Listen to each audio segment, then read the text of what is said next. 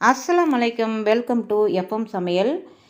இந்த குளிர்காலங்களுக்கு ஏற்ற பூண்டு ரசம் செய்ய போகிறேன்.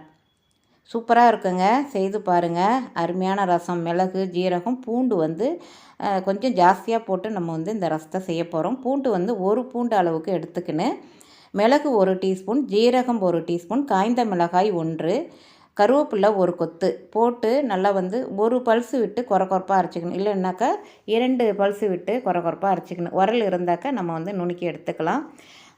இதை நல்லா கொரப்பாக அரைச்சிக்கிட்டேன். ஒரு சின்ன பவுலில் நான் மாற்றிட்டு அடுத்தது புளி நெல்லிக்காய் அளவுக்கு எடுத்து வச்சு நல்லா கரைச்சிட்டு தான் எடுத்து வச்சுருக்கேன். அது ஒரு பக்கம் இருக்கட்டும். 2 தக்காளி எடுத்திருக்கேன். 1 பச்சை மிளகாய் அதில் போட்டு வச்சுருக்கேன். 2 தக்காளி இந்த ரசத்துக்கு, 1 பச்சை மிளகாய் போட்டிருக்கேன். புளியை நான் கரைச்சி வச்சுருக்கேன். கரைச்சி வச்சுட்டு தான் வடிகட்டுறேன். அந்த தக்காளியிலே நம்ம வடிகட்டிட்டு தேவையான அளவு உப்பும் அதில் சேர்த்துக்கிட்டு, இது 3 பேருக்கு உள்ள ரசம் தான் நான் எடுத்திருக்கேன். அதிகமாக நம்ம அந்த புளி கரைச்சலை ஊற்றிட்டு அந்த ரசத்தோட டேஸ்ட்டே மாறிடும். அதனால் பார்த்து அந்த 3 பேர் எத்தனை பேர் இருக்குமோ அதுக்கு தகுந்த மாதிரி ரசம் செய்யுங்க. இப்போ 3 பேர் 4 பேர் சாப்பிட்ற மாதிரி இந்த ரசம் கரெக்டாக நாங்கள் எத்தனை பேர் இருக்கோமோ அதுக்கு தகுந்த மாதிரி நான் செய்துப்பேன்.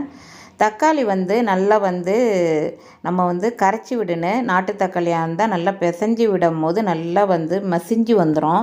இந்த பெங்களூர் தக்காளியாக இருந்தால் அது மசியும் போது கொஞ்சம் கஷ்டமாக இருக்கும், அவ்வளோதான். ஆனால் இப்போ நல்லா மசிச்சு விட்டுடுங்க. மசிச்சு விட்டுட்டு ஒரு பச்சை மிளகா அதில் போடுறது நல்லது. உப்பும் தேவையான அளவு உப்பும் சேர்த்துக்கங்க.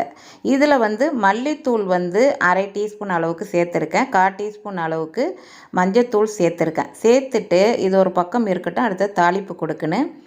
எப்போதும் சொல்கிற டைலாக் தான்.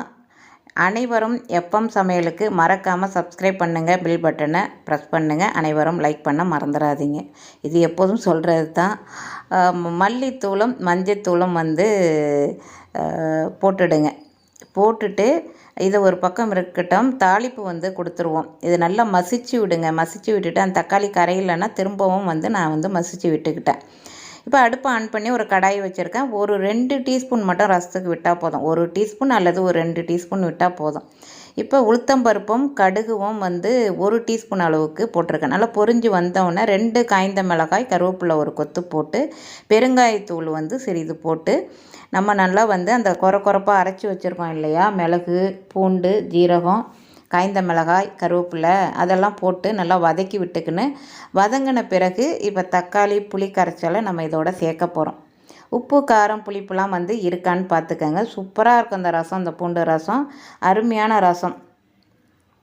இது நல்லா வதக்கி விட்டுட்டு இந்த புளி கரைச்சலை இதில் ஊற்றிட்டு ஒரு மூடி போட்டு ஒரு 2 நிமிஷம் அல்லது 3 நிமிஷத்துக்குள்ளே ரெடி ஆகிடும். அப்படி நுரைச்சி வரும்போதே மூடி போடக்கூடாது ரசத்துக்கு. இருந்தாலும் மூடி போட்டால் குயிக்காக அந்த நுரைச்சி அந்த கொதி வந்துடும். அதனால் ஒரு நிமிஷம் மூடிட்டு எடுத்துட்டேன்.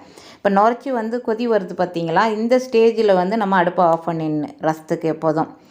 இப்போ இப்போ ஒரு பாத்திரத்தில் மாற்றிக்கிறேன் ரசத்தை. சூப்பரான இந்த குளிர்காலங்களுக்கு ஏற்ற பூண்டு ரசம் ரெடி ஆகிடுச்சு. அனைவரும் சாப்பிட வாங்க. மல்லி இலைகளை கொஞ்சம் போட்டிருக்கேன். போட்டுட்டு ரசத்துக்கு எப்போதுமே மல்லி இலைகள் போடுறது சூப்பரான வாசனையாக இருக்குது, கம்மன்னு. இன்றைய ஸ்பெஷல் எங்கள் வீட்டில் புதினா துவையலும் வாழைக்காய் வறுவலும் பூண்டு ரசமும். சூப்பரான ரெசிபி. அடுத்த சூப்பரான ரெசிபியுடன் உங்களை சந்திக்கிறேன்.